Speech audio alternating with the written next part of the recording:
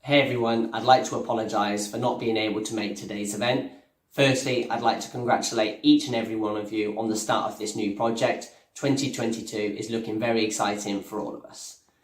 From my side, I'm happy to be back inside of Moto E and back inside of the MotoGP paddock.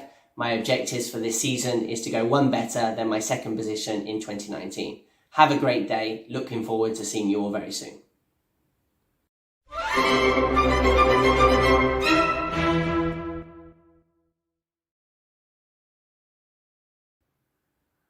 Hey everyone, I'd like to apologise for not being able to make today's event. Firstly, I'd like to congratulate each and every one of you on the start of this new project. 2022 is looking very exciting for all of us. From my side, I'm happy to be back inside of Moto E and back inside of the MotoGP paddock.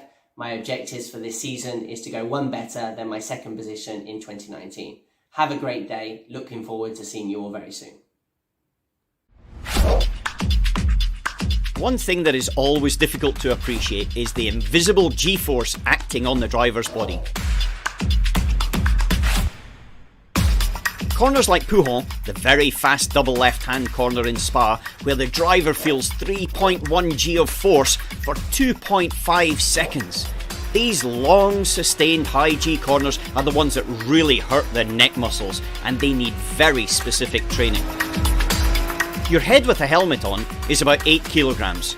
So at 3G, that is effectively 24 kilos pushing against your neck muscles. Also in these long corners, you actually hold your breath to stabilise your lungs and organs inside. It's not a conscious decision, but it's a natural reflex. Turning the steering wheel gives feedback on how much response and grip the car has, but the weight is like holding 2 kilograms in each hand, every single corner. When your feet are dancing on the throttle and the brake pedals, doing the equivalent of a gentle jog. Added to the cornering forces, putting a lot of stress on the lower back hip flexors. Now that is a real active workout.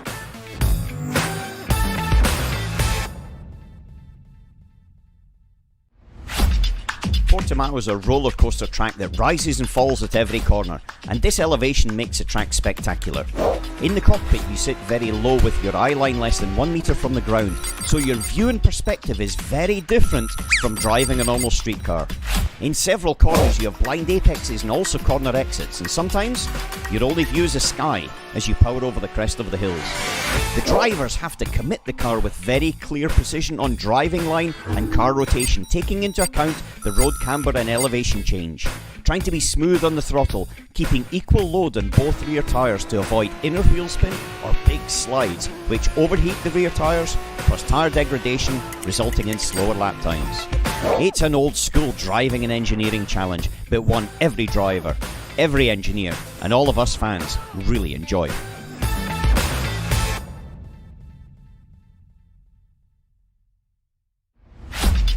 Monza, 4 insanely high-speed straights, 3 big braking zones into chicanes and some beautifully named high-speed corners in the Lesmo, Ascari and Parabolica.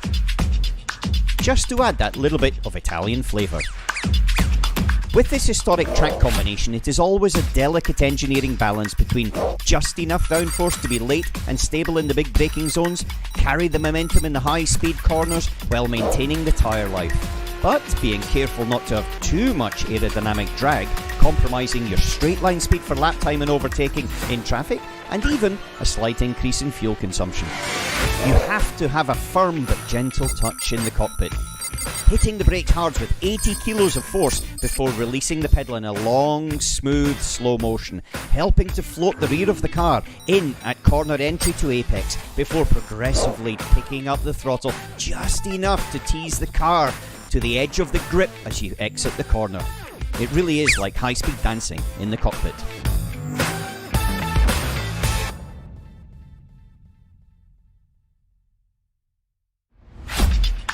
Le Mans is the ultimate challenge for car team and drivers. With top speeds of over 330 km per hour and average speeds of 235 per lap, the legendary corners like Porsche curves simply rush up to you and blow your mind as you thread the car through them. The road sections to Mulsanne and Nanage have very different grip levels and also some slight bumps and cambers that can make the car move around underneath you as it finds its own path. The car needs to be passive-aggressive, very fast and agile, but also of a stable consistency that gently tells the driver where the limit is, a key for fast lap times at night. It also needs to be reliable. The gearbox will do approximately 19,000 gear changes throughout the race as the engine sings its way along the straights. The teams will do over 30 pit stops, fuel and tyres, and the last as fast as the first. 380 laps, over 5,000 kilometres in just 24 hours. And if the racing gods smile on you and you're lucky enough to be on the podium, it's an incredible achievement like nothing else in motorsport. One race, over one day, with only one winner.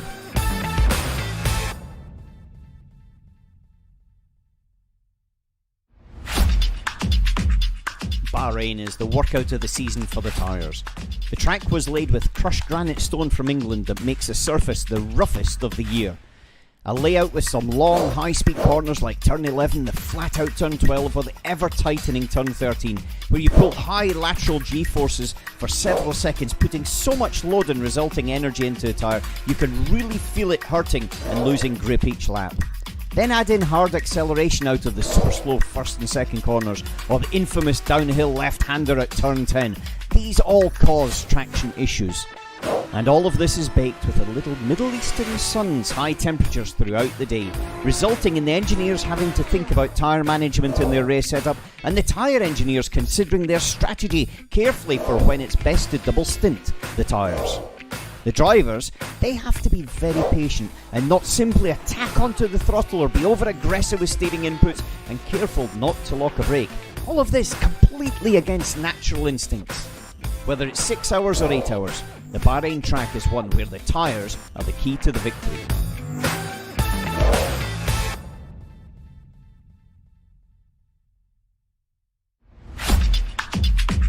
Points mean prizes, and the prize is an FIA World Endurance Championship.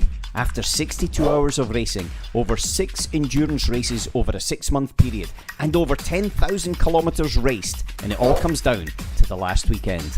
The pressure's building all the time and the nerves stretched to the limit.